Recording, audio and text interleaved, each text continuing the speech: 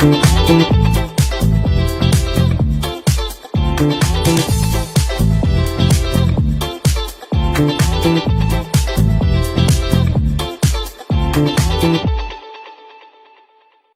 সাথে তাল মিলিয়ে আমি অনুশ্রী হাজির আপনাদের প্রিয় অনুষ্ঠান খেলা আর খেলা নিয়ে।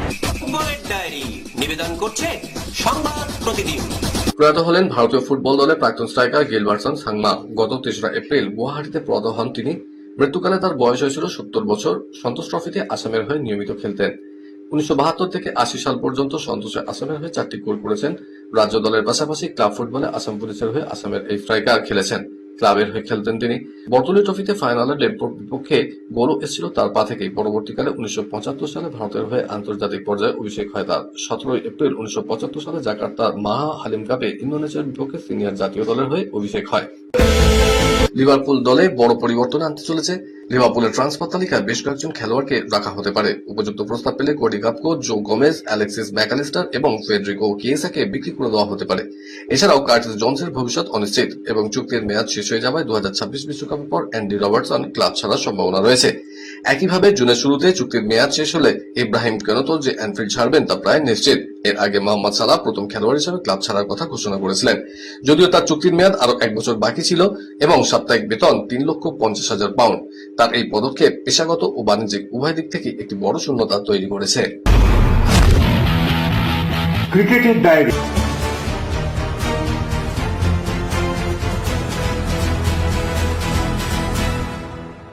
আরসিবির বিরুদ্ধে দুরন্ত জয়ের দিনে বল হাতে নজির গড়লেন বেঙ্গালুরু পেসার ভুবনেশ্বর কুমার। আইপিএল এর ইতিহাসে প্রথম পেসার হিসেবে ২০০ উইকেট নিলেন তিনি। আর টুর্নামেন্টের দ্বিতীয় বোলার হিসেবে এই নজির গড়লেন উত্তরপ্রদেশের এই তারকা বোলার। এদিন চেন্নাইয়ের আয়ুষ মাত্রার উইকেট নেওয়ার সঙ্গে সঙ্গেই দুরন্ত এই নজির স্পর্শ করলেন ভুবি। অফ স্ট্যাম্পের বাইরে ভুবি স্লোয়ার ডেলিভারি বুঝতে পারেননি আয়ুষ। তিনি মিড অফের ওপর দিয়ে খেলতে গিয়ে রজত পাতিদারের হাতে ক্যাচ দিয়ে ফিরে যান। এই ম্যাচে চেন্নাইয়ের বিপক্ষে ৪ ওভার বল করে ৪১ রান দিয়ে ৩ উইকেট নিয়েছেন তিনি। অর্থাৎ ভুবির দখলে এখন ২০২ উইকেট। কোটিপতি লিগে পরপর ২ মরশুমে সেটাই ঘটল। গত বছর পাঞ্জাব কিংসের বিরুদ্ধে কলকাতার ম্যাচ ভেস্তে গিয়েছিল বৃষ্টিতে। যতই পূর্বাভাস থাক না কেন, কে ভেবেছিল তার পুনরাবৃত্তি দেখা যাবে সোমবারও। বিশেষ করে দিনভর যেখানে গনগনে রোদে পুড়েছে শহর। বৃষ্টি থামার পর ম্যাচ শুরু। কাট অফ টাইম ছিল ১১টা ১৪ মিনিট। রাত ১০:৩০ নাগাদ সিএবি সভাপতি সৌরভ গাঙ্গুলির উদ্যোগে মরিয়া চেষ্টা শুরু হয়েছিল, কিন্তু ম্যাচ শুরুর পরিস্থিতি ছিল না। শ্রেয়াসদের বিরুদ্ধে প্রকৃতি প্রশানল, নাইটের কাছে অভিশাপ না আশীর্বাদ, সেই তর্ক অবশ্য হতেই পারে। স্পষ্ট আবহাওয়া খবর মতোই স্পষ্ট ছিল নাইটদের কাঁপুনির আশঙ্কা, যা মিটে গেল ৩.৪ ওভার হতে না হতেই। এমনিতেই প্রথম ২ ম্যাচে হেরে চাপেই ছিল নাইটরা। হারের হ্যাট্রিক এড়ানোই ছিল বড় চ্যালেঞ্জ। প্রথম ৩ ওভার খেলা আশঙ্কা যেন জাঁকিয়ে বসলো। অনেকেই বলতে শুরু করলেন একমাত্র বরুণ দেবতাই ভরসা, তিনি যেন সহায় হলেন। আর তাতেই এবারের আইপিএল এর প্রথম পয়েন্ট পেল নাইটরা। ফিটনেস জনিত সমস্যার কারণে এই মুহূর্তে খেলছেন না মহেন্দ্র সিং ধোনি। আর মাহির অনুপস্থিতিতে একেবারে ধরাশায়ী অবস্থা চেন্নাইয়ের। বিগত ম্যাচগুলিতে ৫ বারের চ্যাম্পিয়নদের ব্যর্থতা একেবারে স্পষ্ট হয়ে গেছে। শেষ ম্যাচে রয়্যাল চ্যালেঞ্জার্স বেঙ্গালুরুর কাছেও হারতে হয়েছে থালার দলকে। এর অন্যতম কারণ চেন্নাইয়ের ব্যাটিং অর্ডারের চূড়ান্ত ব্যর্থতা। তবে চেন্নাইয়ের বেশিরভাগ ব্যাটসম্যান যেখানে হাত খুলতে গিয়ে মুখ থুবড়ে পড়ছেন, সেই পর্বে দাঁড়িয়ে জাতীয় দলে দিনের পর দিন উপেক্ষিত এক প্লেয়ার লড়াই করে গেলেন। এবারে ইন্ডিয়ান প্রিমিয়ার লিগে আজ পর্যন্ত মোট ৩ ম্যাচ খেলেছে চেন্নাই সুপার কিংস। ৩টে আসরে ৩টেতেই হারতে হয়েছে এই চ্যাম্পিয়ন দলকে। কিছুই করতে পারছে না তারকা ক্রিকেটার সঞ্জু স্যামসনও। তবে বিগত ম্যাচগুলিতে চেন্নাইয়ের ব্যাটিং অর্ডারে ক্রমাগত ব্যর্থতার মধ্যে আসার আলো যোগাচ্ছেন ভারতীয় দলের দীর্ঘদিন উপেক্ষিত ক্রিকেটার সরফরাজ খান। অধিনায়ক হিসেবে তিনি কলকাতা নাইট রাইডার্সকে আইপিএল চ্যাম্পিয়ন করেছেন, কিন্তু তার পরের বছরই তিক্ত অভিজ্ঞতা শ্রেয়স আয়ারের। শাহরুখ খানের দল ছেড়ে দিয়েছিল তাকে। পাঞ্জাব কিংস অবশ্য শ্রেয়সকে লুফে নেয়। আর অধিনায়ক হিসেবে প্রথম মরশুমে পাঞ্জাব কিংসকে আইপিএল ফাইনালে তুলে শ্রেয়স প্রমাণ করেছিলেন তিনি অধিনায়ক হিসেবে বড়। ভারতের টি-20 বিশ্বকাপে দলে ব্রাত্য ছিলেন শ্রেয়স, কিন্তু তিনি একদিন ভারতের অধিনায়ক হবেন। টিম ইন্ডিয়াকে নেতৃত্ব দেওয়ার সমস্ত গুণ তার মধ্যে রয়েছে। বড় ভবিষ্যৎ মনে করেছেন বিজয় কুমার বৈশাখ, যিনি পাঞ্জাব কিংসের জার্সিতে বল হাতে দুরন্ত ছন্দে। প্রথম ২ ম্যাচে পাঞ্জাব কিংসের জয়ের অন্যতম কারিগর।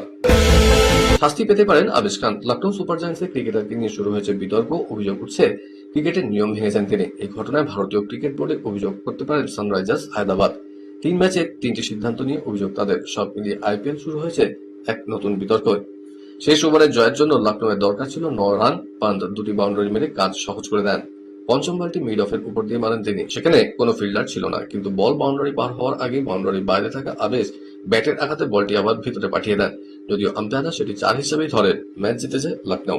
আবেশের বিরুদ্ধে ক্রিকেট আইনের ২০.১ এবং ৪১ ধারা ভঙ্গ করার অভিযোগ উঠেছে। ২০.১ ধারা অনুযায়ী বল ডেড হওয়ার আগে তাতে দুবার ব্যাট দিয়ে আঘাত করা যায় না, সেটাই করেছেন আবেশ।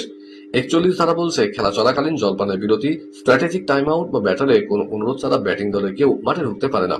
আবে যখন বল মেরেছেন তখন সেটি বাউন্ডারি পার হয়নি। খেলার খবর আরো আছে, কিন্তু তার আগে নিয়ে নিতেই হচ্ছে ছোট্ট একটা ব্রেক। দেখতে থাকুন।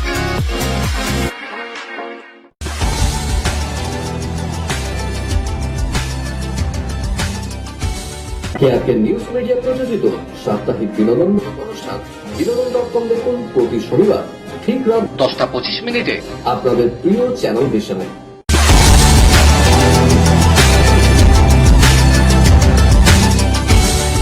ব্রেকের পর আবার ফিরে এলাম আপনাদের প্রিয় খেলা আর খেলা নিয়ে। বিদেশের ডায়েরি। আজ রাতে বার্নাবিউতে রিয়াল মাদ্রিদ বায়ার্ন মিউনিখের মুখোমুখি হবে, যেখানে এমবাপে, ভিনিসিয়াস এবং তাদের সতীর্থদের সমর্থকদের আস্থা পুনরুদ্ধার করতে হবে এবং নিজেদের জন্য লড়াই করতে হবে, কারণ গত সপ্তাহান্তে মায়োর্কার কাছে 1-2 গোলে হেরে তারা লা লিগার দৌড়ে পিছিয়ে পড়েছে।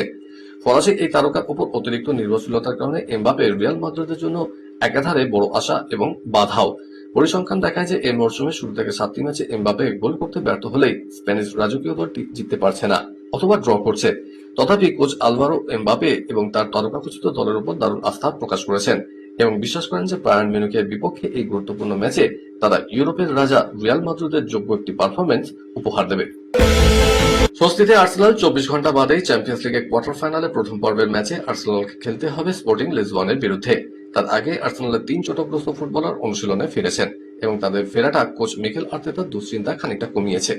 সম্প্রতি লিগ কাপের ফাইনালে ম্যানচেস্টার সিটির কাছে হেরে খেতাব খুইয়েছে আর্সেনাল। দুদিন আগেই এফএ কাপের কোয়ার্টার ফাইনালে হেরে প্রতিযোগিতা থেকে বিদায় নিয়েছে।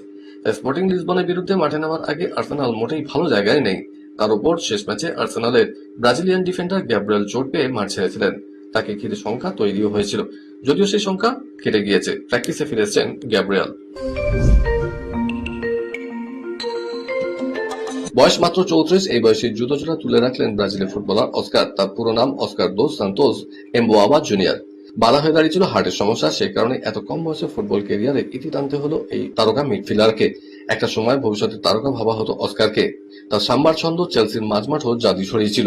তবে মাত্র 28 বছর বয়সে ইউরোপ ছেড়েছিলেন সেই তিনি এবার পাকাপাকি ভাবে অবসান নিলেন। বর্তমান ক্লাব সাও পাওলোর সমাজ মাধ্যমে এই সিদ্ধান্তের কথা লিখে তিনি জানিয়েছেন, আমি সাও পাওলোর হয়ে আরো অবদান রাখতে চেয়েছিলাম, আরো বেশি খেলতে চেয়েছিলাম। আমার মধ্যে এখনো খেলার মতো যোগ্যতা, বয়স দুটোই ছিল, কিন্তু দুর্ভাগ্যবশত আমাকে এই সিদ্ধান্ত নিতে হলো। আমি অবসর নিচ্ছি। এখন থেকে আমি শুধুই একজন সমর্থক হিসেবে গ্যালারিতে থাকবো। 2021 এশিয়ান ইউথ বক্সিং চ্যাম্পিয়নশিপের ফাইনালে কাজাখস্তানের সঞ্জার তানসেকবেকের কাছে হেরে স্বপ্নভঙ্গ হয়েছিল বিশ্বনাথ সুরেশের। 5-0 ব্যবধানের পরাজয়ের পর চোখের জলে রিং ছেড়েছিলেন চেন্নাইয়ের তরুণ প্রতিভা। মঙ্গোলিয়ার রাজধানী উলানবাটে মধুর প্রতিশোধ নিলেন সেই সুরেশ। এশিয়ান বক্সিং চ্যাম্পিয়নশিপে শেষ 8 লড়াইয়ে 5 বছর আগে স্কোর শিটটাই উল্টে দিলেন তিনি। তার আপার কাট জ্যাবের কোন উত্তর ছিল না বিশ্বের 1 নম্বর তথা 50 কেজি ফ্লাইওয়েট বিভাগের বিশ্বসেরা সঞ্জার তাজনেবেকের। তবে লড়াইটা সহজ ছিল না ভারতের 21 বছরের বক্সারের পক্ষে। তারকা প্রতিদ্বন্দ্বীর পাশাপাশি তাকে সামলাতে হয়েছে প্রাকৃতিক প্রতিকূলতাও, কারণ রাতের ওই লড়াইয়ের সময় তাপমাত্রা নেমে গেছিল শূন্যের নিচে। এমন অবস্থায় কোনো ভারতীয় খেলোয়াড়ের পক্ষে সেরা পারফরমেন্স মেরে ধরা মুখের কথা নয়। দুরন্ত জয়ে সেমিফাইনালে উঠে পদক নিশ্চিত করলেন সুরেশ। আনসেলত্তি ব্রাজিলিয়ান ফুটবল সম্পর্কে প্রচলিত ধারণার বিপরীতে একটি দৃষ্টিভঙ্গি তুলে ধরেন এবং জোর দিয়ে বলেন, সেলেকাবে বিশ্বকাপ জয়গুলো শুধুমাত্র কৌশল বা আক্রমণাত্মক দক্ষতার কারণে আসেনি। ইতালীয় কোচ জাগোভানিত ধারণা নিয়ে প্রশ্ন তুলেছিলেন, যা ব্রাজিলের সুন্দর ও স্বতঃস্ফূর্ত খেলার শৈলীর সঙ্গে যুক্ত একটি দর্শন। তার মতে এটি সম্পূর্ণ চিত্রের একটি অংশ মাত্র। তাদের সাফল্যে আসল ভিত্তি নিহিত রয়েছে তাদের রক্ষণাত্মক সংগঠনে। আপনাদের কি মনে আছে যে ব্রাজিল সহজাত প্রতিভা ও রক্ষণাত্মক দক্ষতার সমন্বয়ে গত 2টো বিশ্বকাপ জিতেছিল? আনসেলত্তি মন্তব্য করেন। আইসিসি মার্চের সেরা ক্রিকেটার নির্বাচনের প্রাথমিক তালিকায় সঞ্জু স্যামসন এবং জসপ্রীত বুমরা। টি20 বিশ্বকাপে পরবর্তী এই মনোনয়ন। বিশ্বকাপের সেরা ক্রিকেটার সঞ্জু ও ফাইনালের ম্যাচে সেরা বুমরা। তালিকায় তৃতীয় ক্রিকেটার হিসেবে দক্ষিণ আফ্রিকার ব্যাটার কনর এস্টারহুইজেন। কলকাতার ডায়েরি।